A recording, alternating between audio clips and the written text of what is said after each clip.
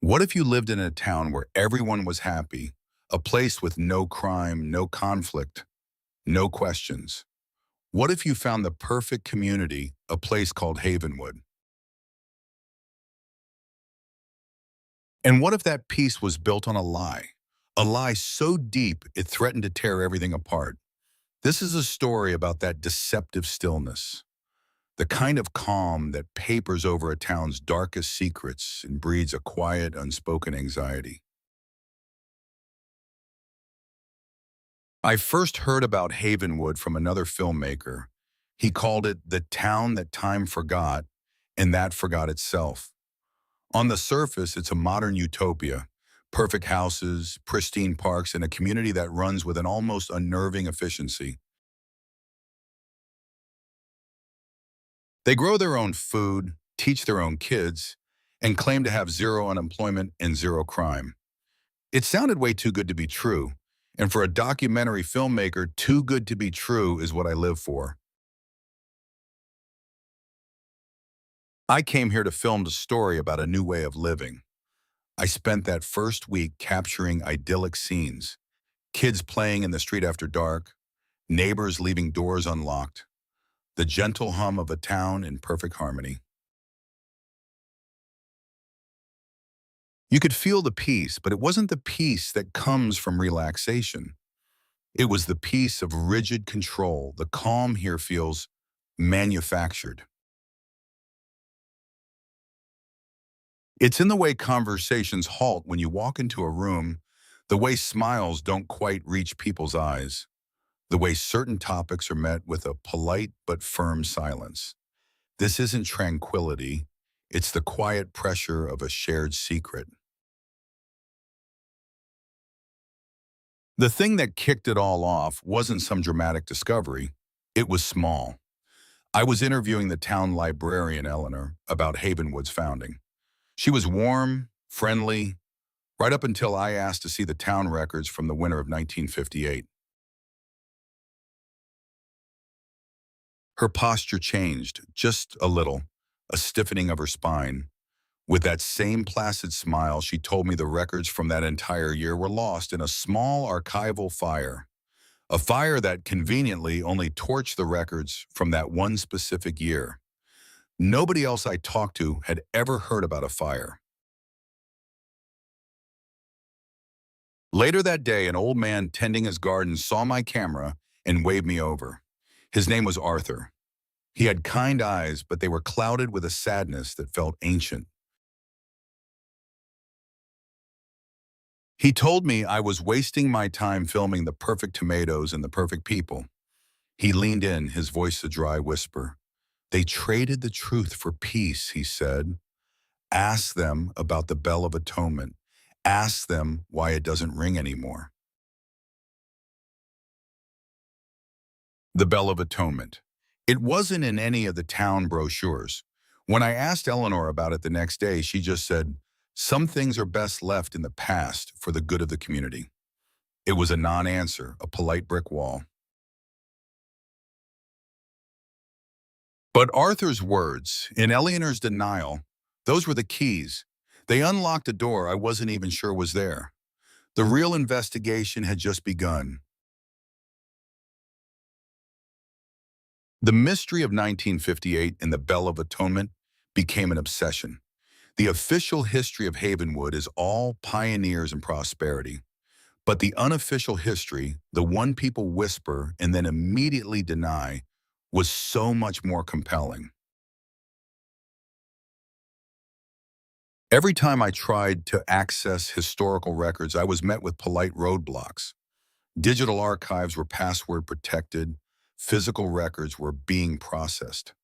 The town was a fortress of secrets, and its calm was the highest wall. This unspoken agreement to ignore a huge, unsettling mystery is a powerful thing. The people of Havenwood had basically chosen to live in a state of not knowing, because finding out the truth would be too messy. They found a weird, anxious kind of peace by accepting that some questions just can't be answered, by making it a rule that some things are better left unknown. Their calm wasn't an absence of anxiety, it was a symptom of it, carefully managed. I started spending my evenings at the local diner, the one place where the mask seemed to slip, just a bit. I just sit there and listen, and I started noticing a pattern. People didn't talk about the past, not their own, and not the town's.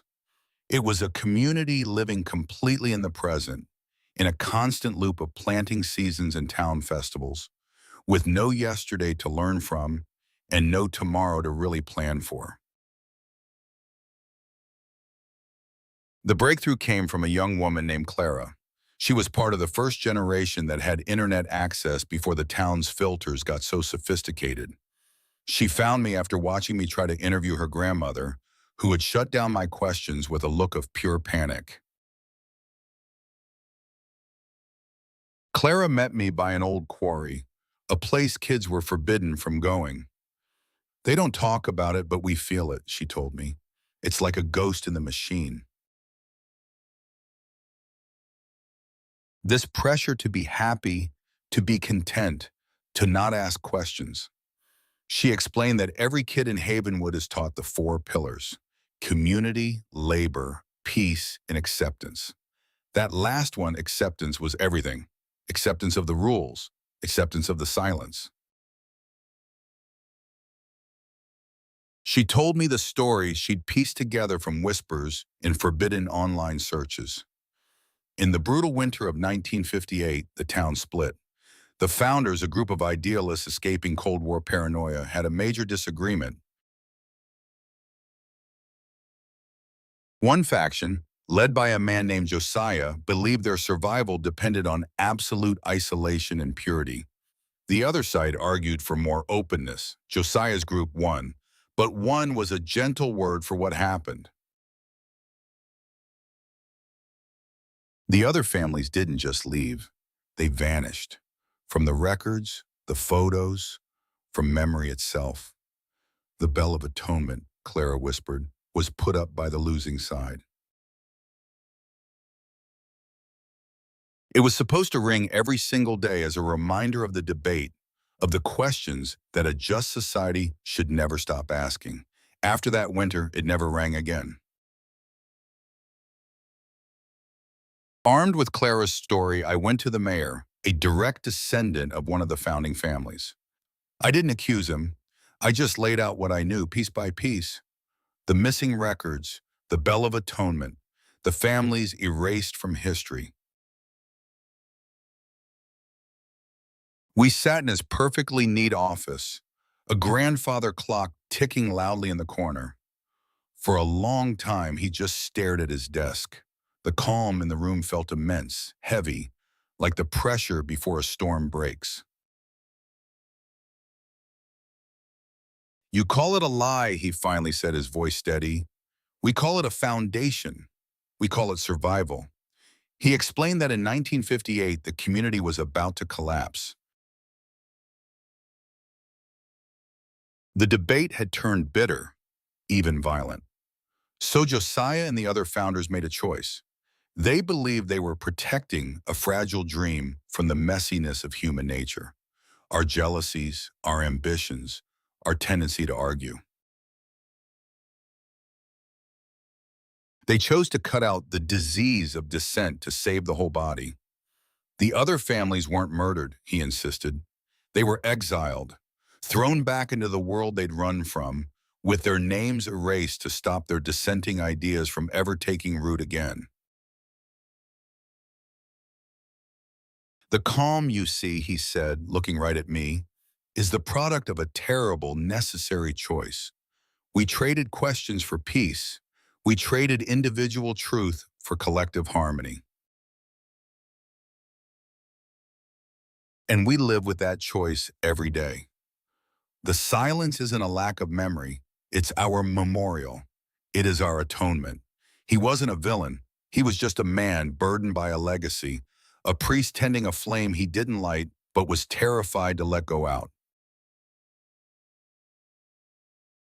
I left the mayor's office feeling no sense of victory. The truth wasn't a bombshell that blew the town apart. It was just a quiet, sad story that suddenly made everything make sense. The next day, Havenwood was exactly the same.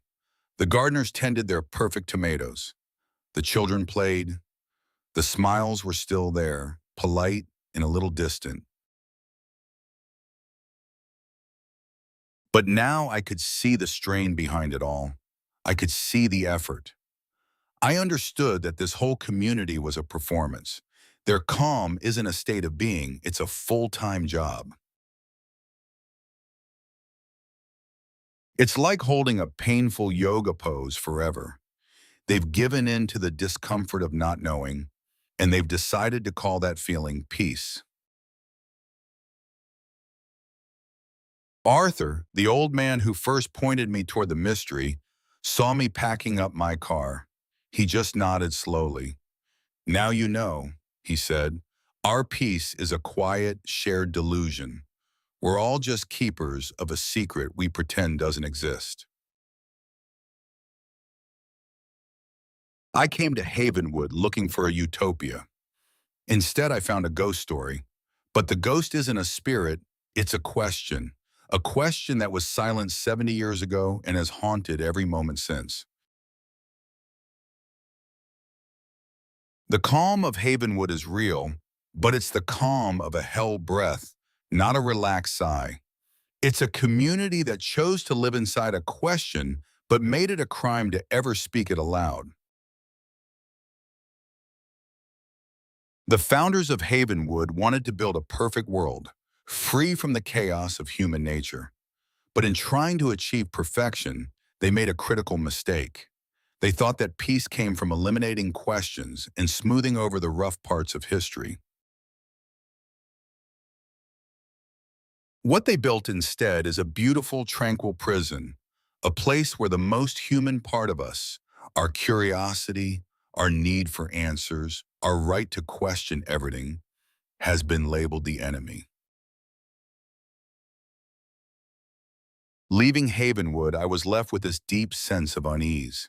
Their story is a powerful reminder of the price of quiet.